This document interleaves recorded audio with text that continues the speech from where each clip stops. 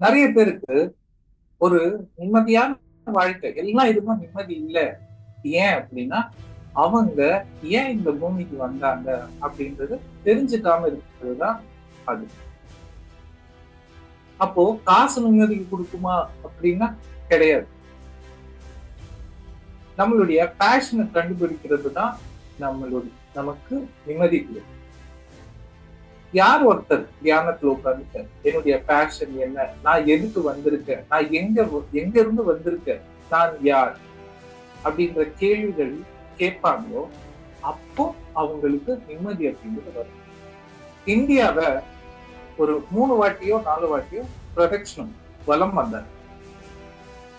அப்படி வலம் வரும்போது எங்க எல்லாம் கோவில்கள் இருக்கோ அந்த கோவில்களுக்கு ஏத்த மாதிரி அவரு அங்க ஸ்லோகங்களை நிறைய விஷயங்களை சொன்னார்.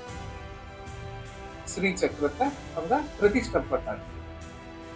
அவர் அங்க மெடிடேஷன் பண்றது மூலமா அங்க எனர்ஜி அப்படின்றது சேஞ்ச் ஆச்சு. ஹையர் மாஸ்டர்ஸ் வந்துட்டு லோயர் மாஸ்டர்ஸ்க்கு ஞானத்தை கொடுக்கறதுக்கு வருவாங்க. லோயர் மாஸ்டர்ஸ் ஹையஸ்ட் நாலேஜை கெயின் பண்ணி அவங்க அடுத்த லெவலுக்கு போகணும் அப்படின்னுட்டு அவங்க முயற்சி செஞ்சுக்கிட்டு இருப்பாங்க. இது இந்த முயற்சி அப்படின்றது கண்டிப்பா நமக்கு கை கொடுக்கும். நம்ம ஒரு அடி எடுத்து வச்சா 10 அடி நம்மள ஹையர் மாஸ்டர்ஸ் கூட்டிட்டு போவாங்க. சக்ராஸ் அப்படின்னு சொல்லுவாங்க இல்லையா, ஒரு சக்கராவும் ஒரு கிளாண்டுக்கு கனெக்ட் ஆயிருக்கு. அந்த கிளாண்ட்ஸ் வந்துட்டு நமக்கு வியாதிகள் ரூபத்துல வந்து சொல்லும். இப்ப சப்போஸ் சுகர் வருது அப்படின்னு உங்க லைஃப்ல ஸ்வீட்னஸ் இல்லை அப்படின்னா, சப்போஸ் தைராய்டு வருது அப்படின்னா நீங்க துக்கத்துல பீக்ல இருக்கிறீங்க அப்படின்னா.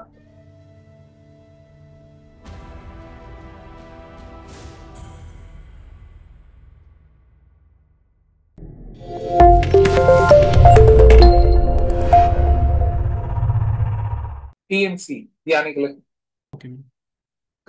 வணக்கம். இந்த உடலுக்கு தேவையான நாலேஜ கொடுக்கணும். எல்லாருக்கும் எல்லாம் தெரியும், எல்லாமே தெரியும், ஆன்மாவுக்குள்ள இல்லாதது எதுவுமே இல்லை. ஆனா இந்த உடலுக்கு நம்ம என்ன பண்றோம்னா எல்லாத்தையும் ஞாபகப்படுத்துறோம், அவ்வளவுதான், வேற ஒண்ணுமே இல்லை. அந்த ஞாபகப்படுத்துறது எப்படி? ஒரு வாட்டி அந்த புக் படிக்கும் போது, இதை போல ஒரு சஜ்ஜன சாங்கத்தியம் நடக்கும்போது நிறைய விஷயங்கள் உள்ள கனெக்ட் ஆக ஆரம்பிக்கும். நிறைய பேருக்கு ஒரு நிம்மதியான வாழ்க்கை எல்லாம் இதுவும் நிம்மதி இல்லை. ஏன் அப்படின்னா அவங்க ஏன் இந்த பூமிக்கு வந்தாங்க அப்படின்றது தெரிஞ்சுக்காம இருக்கிறது தான் அது.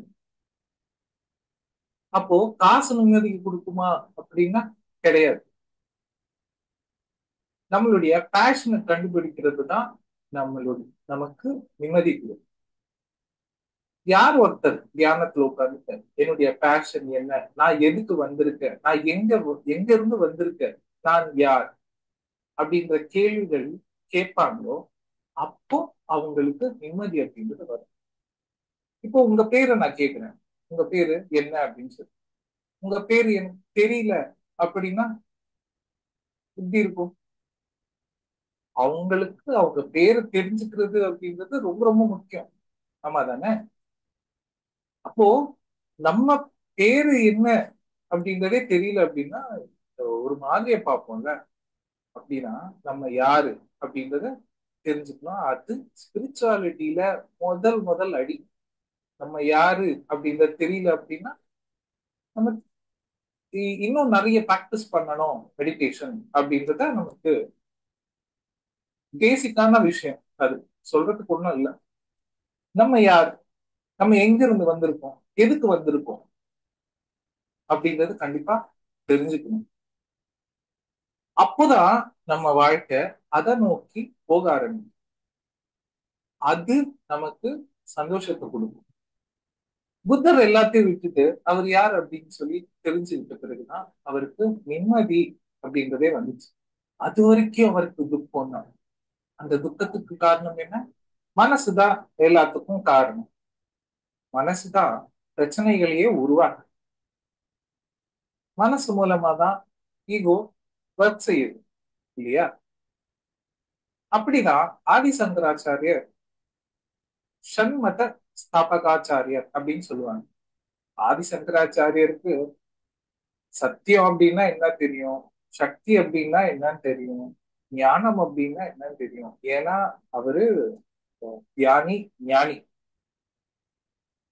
அப்போ ஏன் அவரு மதத்தை ஸ்தாபிச்சாரு அப்படின்னா, குழந்தைக்கு குழந்தைத்தனமா நம்ம போயிட்டு சொல்லி கொடுத்தாதான் புரியும். பெரியவங்களுக்கு நல்ல பெரிய விஷயமா சொன்னாதான் புரியும், தெரியும். அதுதான் நல்லா இருக்கும்ல. அந்த காலகட்டத்துல தியானம் அப்படின்ட்டு சொன்னோம் அப்படின்னா புரிதல் அப்படின்றது வராது. அவர் என்ன பண்ணாரு, இந்த இந்தியாவை ஒரு 3 வாட்டியோ 4 வாட்டியோ பிரதட்சணம் வலம் வந்தார். அப்படி வலம் வரும்போது எங்க எல்லாம் கோவில்கள் இருக்கோ அந்த கோவில்களுக்கு ஏத்த மாதிரி அவரு அங்க ஸ்லோகங்களை, நிறைய விஷயங்களை சொன்னார். ஸ்ரீ சக்கரத்தை அங்க பிரதிஷ்டம் பண்ணார். அவர் அங்க மெடிடேஷன் பண்றது மூலமா அங்க எனர்ஜி அப்படின்றது சேஞ்ச் ஆச்சு. ஒரு தியானி தியானம் பண்ண இடத்துல நிறைய ஆற்றல் அதிகரிச்சுட்டே வரும். ஏன் அப்படின்னா அங்க மைண்ட தாண்டின ஸ்டேட்ட அவங்க பிரதிஷ்டை பண்றாங்க. சொல்ல போனா அதுதான் எனர்ஜி. அந்த கோவிலுக்கு, மகான்கள் இருக்கிற கோவிலுக்கு, மகான்கள் தியானம் பண்ண கோவிலுக்கு நம்ம போனோம் அப்படின்னா உங்களால எனர்ஜிஸ் எக்ஸ்பீரியன்ஸ் பண்ண முடியும். அப்படின்னா நிறைய வருஷமா தியானம் பண்ற வீட்டுக்கு நீங்க போய் மெடிடேட் பண்ணீங்க அப்படின்னா அவ்வளவு அற்புதமா இருக்கும். வேணும்னா எக்ஸ்பீரியன்ஸ் பண்ணி பாருங்களேன். சீனியர் பிரமிட் மாஸ்டர்ஸ் வீட்டுக்கு போயிட்டு நீங்க மெடிடேட் பண்ணி பாருங்க, உங்களுக்கு டிஃபரன்ஸ் தெரியும். அப்போ அந்த பிளேஸ்ல ஹையஸ்ட் வைப்ரேஷன் இருக்கும். அந்த ஹையஸ்ட் போர்ட்டல்ஸ் அப்படிங்கிறது ஓப்பன் ஆகும் அந்த இடத்துல. ஒரு ஒரு வீடும் தியானமயம் ஆச்சு அப்படின்னா அப்போ இந்த பூமி என்ன ஆகும்? எத்தனையோ பேர் ஜூம்ல நம்ம கனெக்ட் ஆயிருக்கும். இத்தனை பேரும் ஒரே வாட்டி தியானம் பண்ணா அவங்கவுங்க வீட்டுல எனர்ஜிஸ் அப்படிங்கிறது மெது மெதுவா ஃபார்ம் ஆக ஆரம்பிக்கும். நீங்க எவ்வளவுக்கு எவ்வளவு ஜீரோ ஸ்டேட்ல இருக்கீங்களோ வீட நீங்க இந்த பியூரஸ்ட் ஸ்டேட்ல இருக்க வைக்க வைக்க வைக்க எனர்ஜி அங்க ஃபார்ம் ஆயிடும். ஒரு ஒரு வீடும் energy full highest form of வைப்ரேஷன்ல இருக்கும்போது என்ன ஆகும்?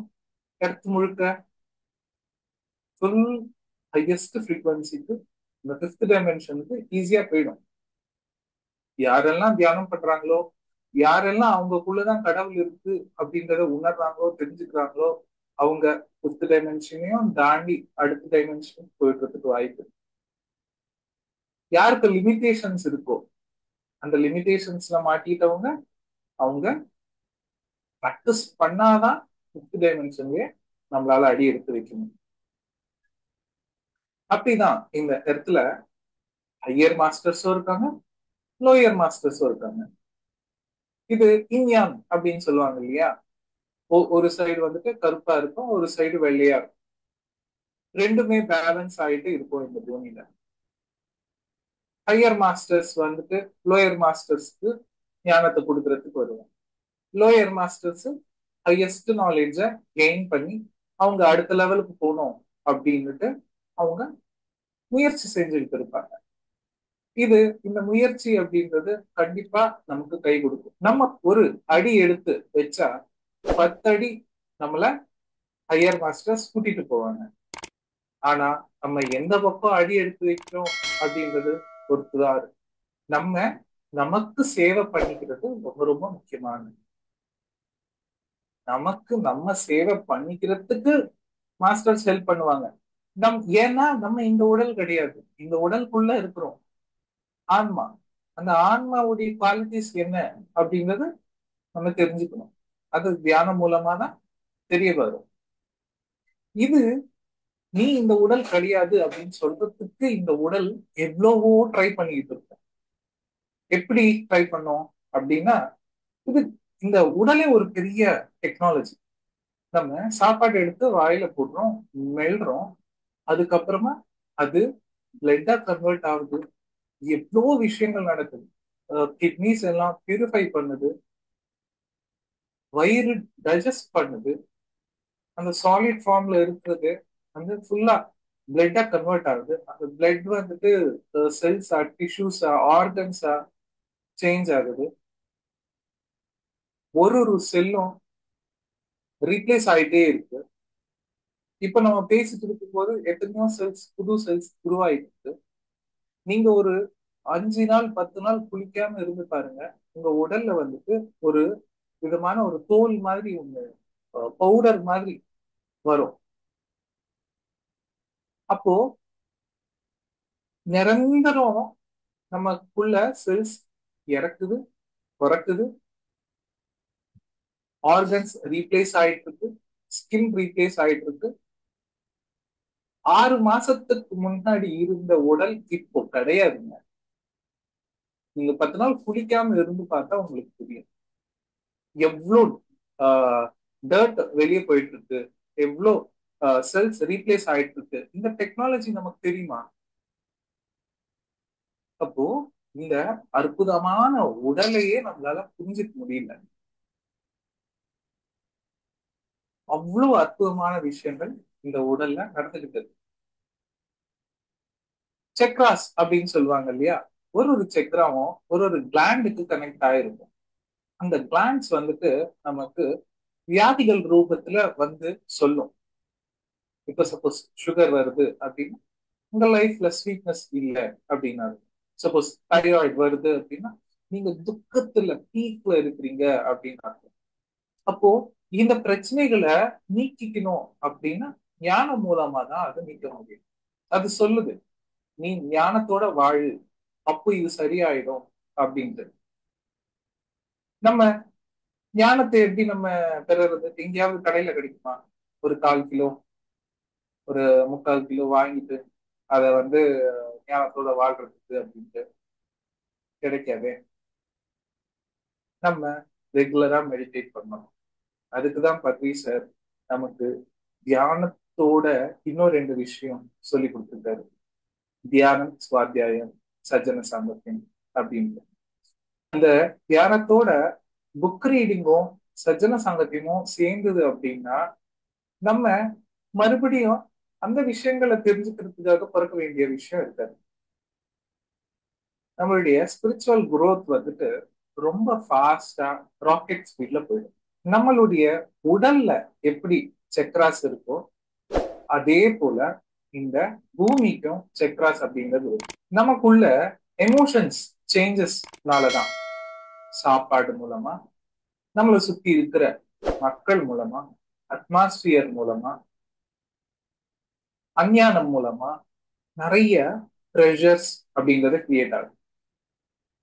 அந்த ப்ரெஷர் என்ன ஆகும் அப்படின்னா கிளாண்ட்ஸுக்கு போகக்கூடிய பிளட் சர்க்குலேஷனை அது அப் அண்ட் டவுன் பண்ணும். ரெகுலரா லைக் பேலன்ஸ்டா பண்ணாது. அப்போதான் நமக்கு ஹெல்த் இஷ்யூஸ் அப்படிங்கிறது வராது. நம்ம யாரு? நம்ம எர்த் மேல இருக்கிற ஒரு லைஃப். நம்ம உடம்புக்குள்ள எப்படி நாடி மண்டலம், bones, skin, cells, organs, tissues அப்படி இருக்கோ அதே போலதான் நம்மளும் ஒரு பகுதி பூமி மேல. நம்ம ஒருத்தரும் ஞானத்தோட வாழும்போது எர்த்தும் ஹீல் ஆகுமா? ஃபர்ஸ்ட் நம்ம ஹீல் ஆயிடுவோம். நம்ம கனெக்டா இருக்கிற எர்த்து ஹீல் ஆகும். ஏன்னா நமக்குள்ள இருக்கிற ஆற்றலும் பூமிக்குள்ள இருக்கிற ஆற்றலும் ஒண்ணுதான். நம்மளும் பூமியும் வேற வேற கிடையாது. இது எல்லாமே ஒண்ணு. எல்லாருக்குள்ள இருக்கிற ஆற்றலும் ஒண்ணு அப்படிங்கும் போது நமக்கு எங்க இருந்து இந்த டிஃபரன்ஸ் வருது அப்படின்னா மைண்ட் அப்படின்ற ஒரு விஷயத்துல இருந்துதான் பிரச்சனைகள் அப்படின்றத நம்ம பார்க்க முடியுது. இந்த பிரச்சனைகள்ல இருந்து வெளிவரணும் அப்படின்னா இஜிப்ட்ல எல்லாம் வந்துட்டு சின்ன வயசுல இருந்தே அவங்களுக்கு ஸ்பிரிச்சுவாலிட்டி அப்படின்றது ஒரு சப்ஜெக்டாவே இருக்குமா முன்காலத்துல. அதே போல நமக்கும் இந்தியாவுல குருகுலம் அப்படின்னு சொல்லி இருந்தது. அந்த குருகுலத்துல என்ன பண்ணுவாங்க அப்படின்னா, பெற்றோர்கள்ல இருந்து பிள்ளைகளை கூட்டிட்டு வந்துருவாங்க. அவங்க முழுக்க முழுக்க ஒரு ஸ்டேட் வர்ற வரைக்கும் தர்மம், நியாயம், நேர்மை, ஆன்மீகம், அப்புறம் கிரியேட்டிவிட்டி, லைக் நிறைய ஆர்ட் ஒர்க்ஸ், பாட்டு சொல்லி கொடுக்குறது, மியூசிக், குக் பண்றது, கோலம் போடுறது, இத போல எல்லா விஷயங்களும் அவங்களுக்கு இன்ட்ரடியூஸ் பண்ணி வைப்பாங்க. முக்கியமா ஆன்மீகத்தை சொல்லி கொடுப்பாங்க. தான் யார் அப்படின்னு சொல்லி தெரிஞ்சுக்கிட்ட பிறகு அவன் மூலமா அவனை சுத்தி இருக்கிறவங்க நல்லதான் பெற முடியும். தான் யார் அப்படின்னு சொல்லி தெரிஞ்சுக்கிட்ட பிறகு அவருக்கு எல்லாருக்குள்ள இருக்கிறது என்ன அப்படின்றது புரிய வரும். அப்போ எல்லாருக்குள்ளயும் இருக்கிறது ஒரே ஆற்றல் தான் அப்படின்னா, நான் இன்னொருத்தரை ஹர்ட் பண்ணுவேனா அப்படின்னா கண்டிப்பா இருக்காது. அப்படிதான் வந்தவங்க நல்ல விஷயங்களை தான் பண்ணுவாங்க, நல்ல விஷயங்களை தான் பேசுவாங்க. அப்போ ஆட்டோமேட்டிக்கா அவரை சுத்தி இருக்கிற சொசைட்டி ரொம்ப செழிப்பா அன்போட வாழ தொடங்கும். அப்படிதான் நம்மளும் நமக்கு நம்ம ரெஸ்பான்சிபிலிட்டி எடுத்துக்கணும். நமக்கு நம்ம சேவை பண்ணிக்கணும். அந்த சேவை இந்த 3 விஷயங்கள்: தியானம், சுவாத்தியாயம், சஜ்ஜன சாங்கத்தியம். இது தினமும் பண்ணுவோம். இப்போ இந்த கிளாஸ் இப்போதைக்கு முடிச்சுக்கலாம். நாளைக்கு மறுபடியும் இன்னொரு டாபிக்ல நம்ம சந்திக்கலாம்.